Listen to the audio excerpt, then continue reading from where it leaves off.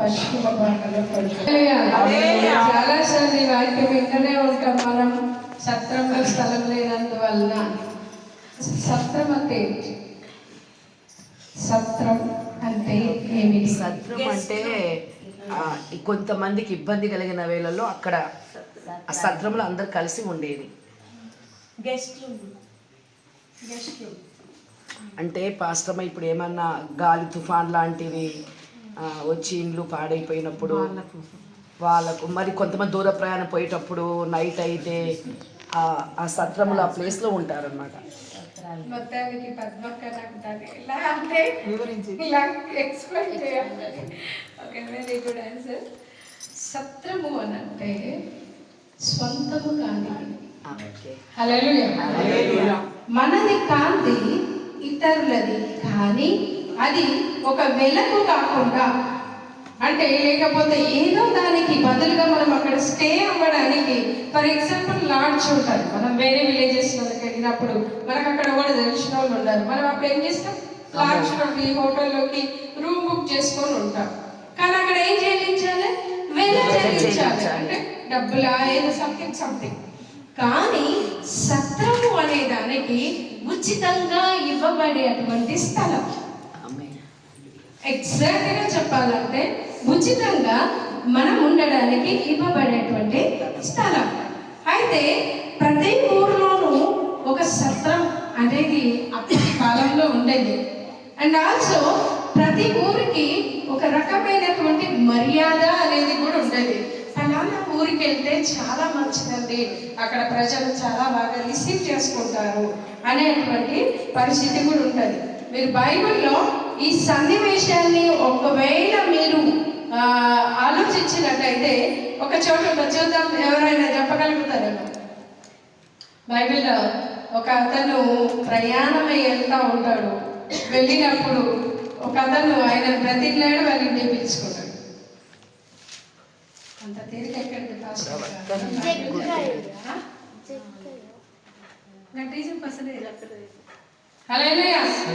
సరే కొని తీసుకొని రండి. ఆమె హల్లెలూయా. ఒక ఆయన బెన్యామీన్ గోత్రీకుడు ఒక అతను ఉంటాడు. అతను వెళ్తా ఉంటే ఒక ముసలివాడు ఏం చేస్తాడంటే ఆయన పిలుచుకుంటాడు. ఆమె హల్లెలూయా. ఓకే రైట్, ఇప్పుడు మన మన యొక్క టాపిక్ అది కాదు. అయితే ఒక్కొక్క విలేజ్కి ఒక సత్రం అనేది ఉంటుంది. ఎందుకు అనంటే ఎవరైనా యాత్రికులు, అప్పటి కాలంలో ఖాళీ నడక కాబట్టి యాత్రికులు ఆ ఊరికి వెళ్ళిన తర్వాత ఆ విలేజ్లో పొద్దుపుచ్చడానికి, ఆ రాత్రిని వెలగొట్టుకోవడానికి ఈ సత్రాలను ఆశ్రయించేవారు. అయితే జనాభా లెక్కలో వీళ్ళ పేరు నమోదు చేసుకోవడానికి వీళ్ళు వచ్చారు. ఎవరు? యోసేపు, మరియా. యోసేపు దావీదు వంశస్థుడు కాబట్టి ఈయన దావీదుపురము అనబడేటువంటి ఆ యొక్క బెత్లెహేంకి వెళ్ళాడు. కానీ అప్పటికే కిక్కిట్స్ అయిపోయింది జనం అంట. హల్లెలూయా. ఇప్పుడు ఆయనకు ఉండడానికి చోటు లేదు. అసలే ఈవిడ నిండు చూడాలి, ఆమె గర్భం పొద్దులు నిండిపోయినాయి, ఆమె భయంకరమైనటువంటి పరిస్థితిలో ఉంది. కానీ తప్పదు, ఆమె వెళ్ళాలా.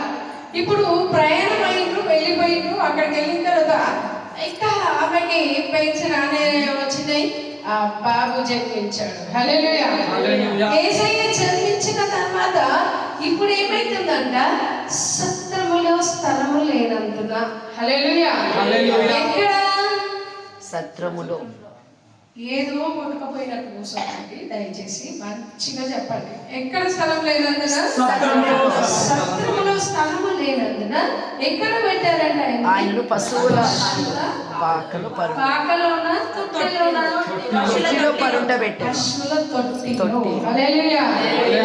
మనము ఏమంటారు, 21వ రోజు వచ్చిందంటే క్రెడిట్ సర్వీస్ చేస్తారు కదా, ఉయ్యాల, మంచి ఉయ్యాల తీసుకొస్తారు. ఆ ఉయ్యాల చక్కగా లేదనుకో మేనమామ మీద అలుగుతారు కదా. ఆ మేనమామ రకరకాలైనటువంటి ట్రెడిషన్స్ మనకు ఉన్నాయి. హల్లెలూయా. ఒకవేళ మేనమామ లేదనుకో, పాప మీ అమ్మాయి దిగులుగా కూర్చుంటుంది, నాకు అన్నదమ్ములు లేకపోయాలి. ఆ మేనమామ వరుస అయిన వాళ్ళైనా అదేమంటారు, ఉయ్యాల పట్టుకొని వస్తారు. లేకపోతే ఇది మా తాత ముత్తాతల నుండి వస్తున్న సాంప్రదాయం అనే ఆ ఉయ్యాల గురించి. మన యేసయ్య ఉయ్యాల హల్లెలూయా. నేను ఒక ప్రశ్న అడుగుతాను, పశువుల తొట్టిలో ఏం చేస్తారు? గుడిది పోస్తారు. చాలా కమ్మటి వాసన ఉంటుంది కదా. ఏమండి, గుడిది దగ్గరికి వెళ్తేనే దుర్గంధం, భయంకరమైన వాసన. మనం తిన్నది తిన్నగా మిగిలిన ఎంగిలి మెతుకులను ఆ గుడిదిలో వేస్తారు. ఆ ఎంగిలంతా పోసినటువంటి ఆ దుర్గంధములోనికి దేవాది దేవుడు, మహోన్నతుడు, సజీవుడు, నిత్య నివాసి, సమీపించరాని తేజస్సులో అమరత్వమును కలిగి వసించుచున్నటువంటి దేవుడు ఎంతగా తగ్గించుకున్నాడండి. హల్లెలూయా. ఆయన క్రీస్తు మొదటి రాకడలో ఆయన ఎంతగా నిన్ను ప్రేమించిందంటే ఆ కుడిదిలో పోయి ఆయనను పడుకోబెట్టినా కూడా ఆయన దానికి ప్రత్యామ్నాయంగా ఇంకొక దాన్ని చూస్ చేసుకోలే. ఆయన వండర్ఫుల్గా. అసలు నాకు ఈ సన్నివేశం ధ్యానించినప్పుడు రియల్గా నాకు కన్నీళ్ళు లాగవు. ఒక సాంగ్ ఉంటుంది, ఎంత దీనా దీనము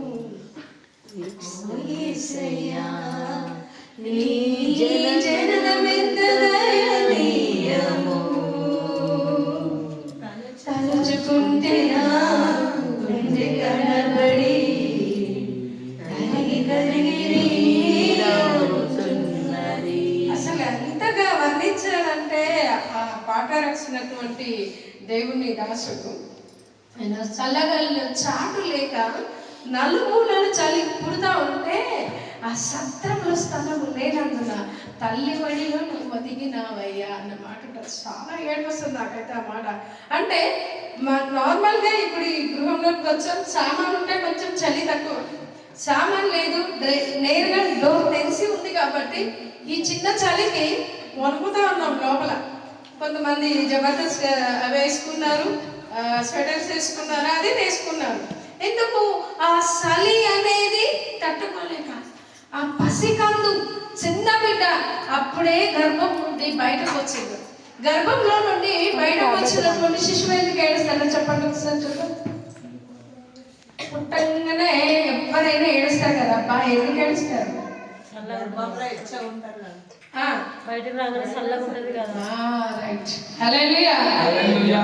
గర్భంలో ఉన్నటువంటి వెదర్ వేరు, బయటకు వచ్చినటువంటి వెదర్ వేరు. ఈ యొక్క వాతావరణ పీడనం అనేది ఆ శిశువు పైన ప్రభావం చూపిస్తుంది వల్ల ఆయన ఏం చేస్తారు? ఏడుస్తారు. హల్లెలూయా. చాలా మంది దాన్ని ఏమంటారంటే ఎందుకు పుట్టినరా అని ఏడుస్తారు అని అంటారు. ఆమేన్. హల్లెలూయా. అది ఎంతవరకు నిజమో నాకు తెలియదు, కానీ సైంటిఫికల్ రీజన్ ఏంటంటే ఆ గర్భంలో ఉన్నటువంటి క్లైమేట్ కి బయటకు వచ్చిన క్లైమేట్ కి చాలా డిఫరెన్స్ ఉంటుంది. సో అందుకని ఏడుస్తారు. ఇప్పుడు ఈ పుట్టినటువంటి శిశువుకి ఏమైతుంది? చలి పెడితే అట్లీస్ట్ వాళ్ళకి కప్పుకోవడానికి కూడా సరి అయినటువంటి వస్త్రాలు లేవండి. హల్లెలూయా. ఆల్రెడీ మెన్షన్ చేశారు ఏమని? వాళ్ళు పొత్తి గుడ్డలతో చుట్టబడి. హల్లెలూయా. ఎలాంటి గుడ్డలతో? పొత్తి గుడ్డలు.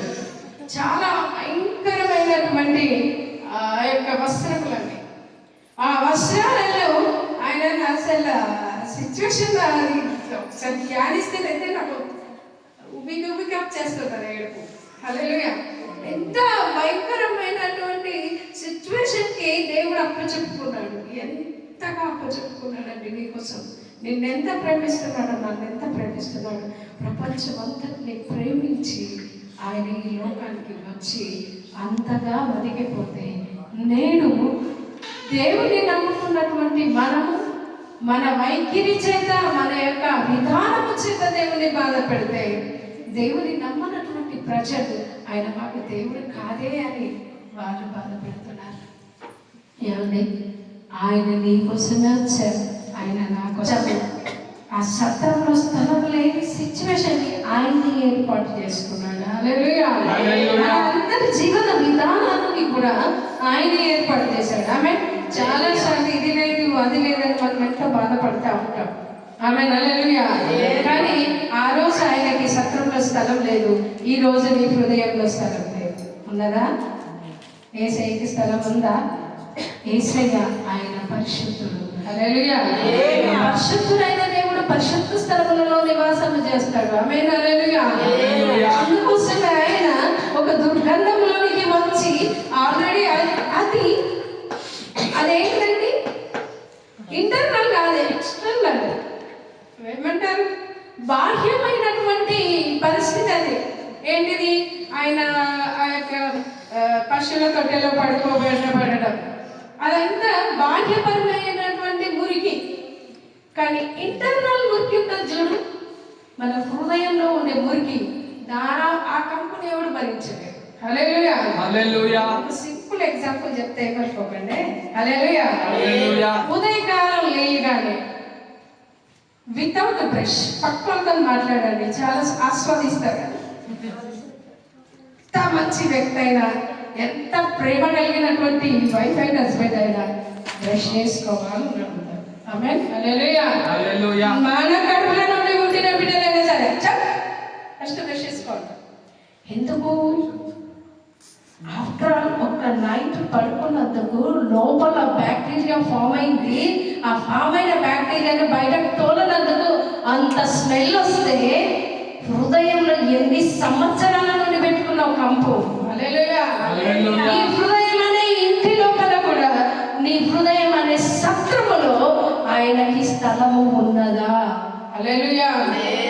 ఈ రాత్రి దేవుడు నేను అడుగుతున్న ప్రశ్న, మన కొత్త గృహంలోకి వచ్చాం, రాగానే హ్యాపీగా అనిపించింది నాకు.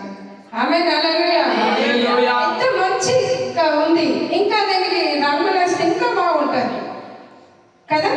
అంటే మనం వచ్చినప్పుడు ఒక మంచి ప్రశాంతతని మనం ఎలా కోరుకుంటున్నామో, మన ప్రభు అయిన దేవుడు కూడా నా హృదయంలో నివాసము చేయాలంటే ఆయన కూడా ఒక ప్రశాంతత కోరుకుంటాడు కదా. హల్లెలూయా. మరి పరిశుద్ధత లేనటువంటి గృహంలో ఆయన నివాసం చేస్తాడా? చేయడు. నేను గృహం గురించి చెప్తున్నా, ఖచ్చితంగా 2 వరకే కూర్చోబెడతాం మిమ్మల్ని. నేను ఏకదాటిగా నాట్ స్టాప్ చెప్తానే ఉన్నాను. ఆమేన్. హల్లెలూయా. కానీ మనకున్న సమయం కొంచెమే, అందుకే ఈ కొద్దిలోనే ముగించాలనుకుంటున్నా. హల్లెలూయా. ఒకనొక రోజు ఒక వ్యక్తి పరిగెత్తుకుంటూ వచ్చాడంట. వచ్చి, యేసు ప్రభువా, నేను నీతో పాటు ఉండాలనుకుంటున్నా, మరి మీరు ఎక్కడ ఉంటారు, మీ నివాస స్థలం ఎక్కడా అని అడిగారట. మనకంటూ కేర్ ఆఫ్ అడ్రస్ ఉందా? అదే ఇల్లైనా సొంత ఇల్లైనా ఒక అడ్రస్ ఉంది కదా. ఈయన కూడా అడిగారంట, ప్రభా ప్లీజ్ నేను నీతో కూడా వచ్చి ఉంటానని అంటే, అప్పుడు దేవుడు చెప్పిన సమాధానం ఏంటో తెలుసా? బాబు, నక్కలకి గొర్రెలు ఉన్నాయి, ఆకాశ పక్షులకి కోళ్ళు ఉన్నాయి, మనుష్య కుమారుడు తలమాంచకైనా అంటే క్రీస్తు ప్రభువు ఏదైతే యోచిస్తున్నాడో, ఎలాంటి హృదయం ఉంటే, ఎలాంటి ప్లేస్ అయితే తనకి ఇష్టమో అది ఎవరికి లేదంట. అందుకే ప్రభు ఏం చేశాడో తెలుసా? ఏ వేదము లేదు, ఆయన అందరూ పాపం